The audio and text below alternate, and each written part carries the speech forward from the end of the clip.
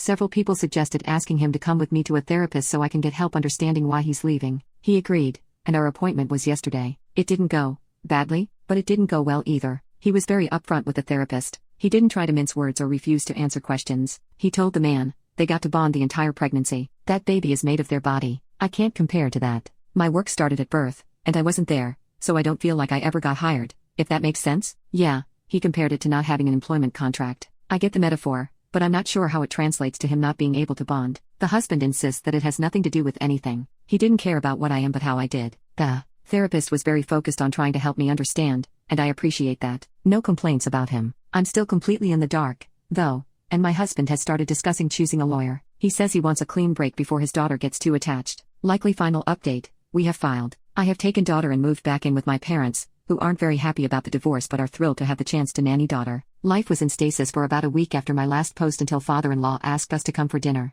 He informed me that his soon-to-be ex-husband, Ryan, had asked for help paying a lawyer. He had agreed with the requirement that we all sit down and have one last talk about the situation. He said he thinks that getting this over with would be best for daughter and me, so he's willing to help, but he wanted to take one last shot at fixing it. The one last shot ended up being several hours of talking. Father-in-law bluntly demanded that Ryan explain his reasoning. Ryan repeated the can't bond thing, and father-in-law asked why. The employment contract analogy was brought up again. After much backward, what do you mean by this? Why is that? Father-in-law just said, I'm not buying this. What's the real reason, Ryan? Ryan insisted until the end that his reasoning was what he'd been saying. He did not see daughter be born, so he can't bond. He tried, he insisted. The connection isn't there. He was supposed to connect when his daughter was born. There was supposed to be a spark of connection between them, but I guess that spark can only happen right at birth. In his mind, he can't get it now. Father-in-law asked if Ryan thought the daughter wasn't his. Ryan insists he has no doubts that he is the daughter's biological father. Father-in-law asked if Ryan was seeing someone else. Was there a woman or another pregnancy somewhere? Ryan did not react well to this. He threw his phone down on the table and said that we were free to search it. He's not a scumbag.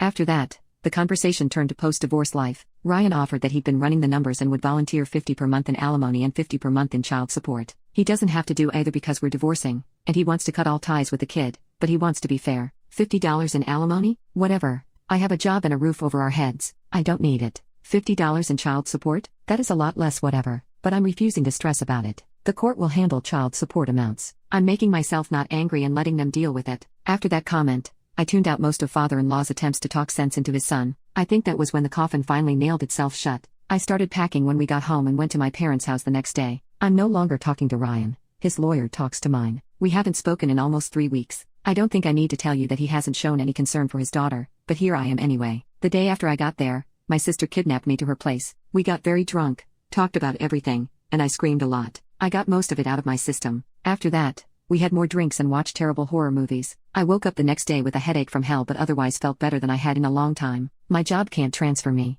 It's just my luck, but I've been promised a glowing reference, and I'm cashing out what little paid leave I have left to add to my savings. Father-in-law asked after the failed conversation if I would be cutting him off. I assured him that he might not see us as much because of how far away my parents live and not knowing where I'll end up, but he's not getting rid of me or daughter that easily. He was very happy to hear that. So that's where I am. Papers have been filed, and my daughter and I have moved out of the house. I'm doing my best to ignore Ryan's existence.